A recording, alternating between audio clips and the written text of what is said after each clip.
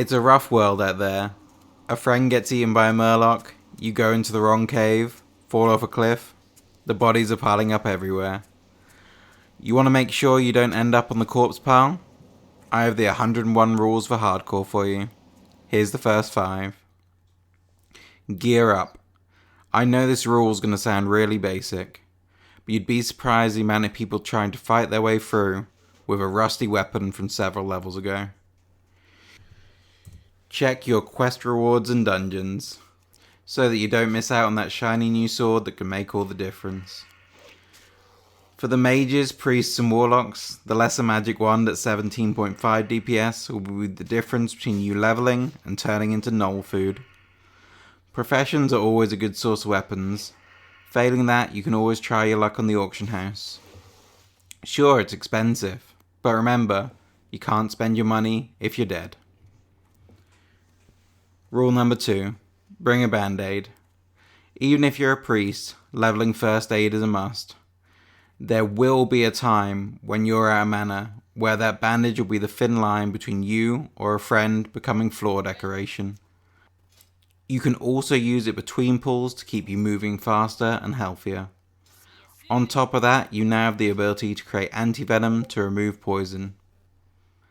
You're basically halfway to becoming a druid. You might get stuck at certain levels. Maliciously, the first aid trainers refuse to train you, forcing you to buy books or even run their medical practice to learn. Confidence kills. There will be a time when you get a new weapon or a new ability that makes you feel invincible. A meaty two-handed weapon on a warrior comes to mind. But don't be that guy. Don't take on the whole world when you could take on one mob at a time. If your confidence starts to blind you, you can get yourself into some dicey situations that snowball quickly. Suddenly that evasion didn't cut it, and the enemies are still there when it ends. Rule number 4. Don't play tired. Do you remember those 24-hour long gaming marathons? So do I. But this is hardcore. Good judgment makes high-level characters. Every additional hour you play over sleep gives you a stacking debuff for poor decisions.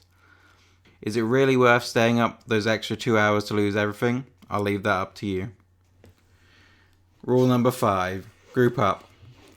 There are many scenarios in World of Warcraft that are designed for groups, so unless you're going for the glory achievement of trying to solo the game, it's a life or death recommendation to get a group.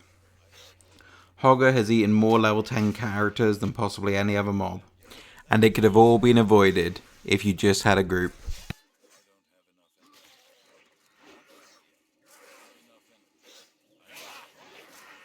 And if you enjoyed this video, there is plenty more where that came from. So don't be a murloc and hit that like and subscribe. Stay tuned for our next adventure. See you soon!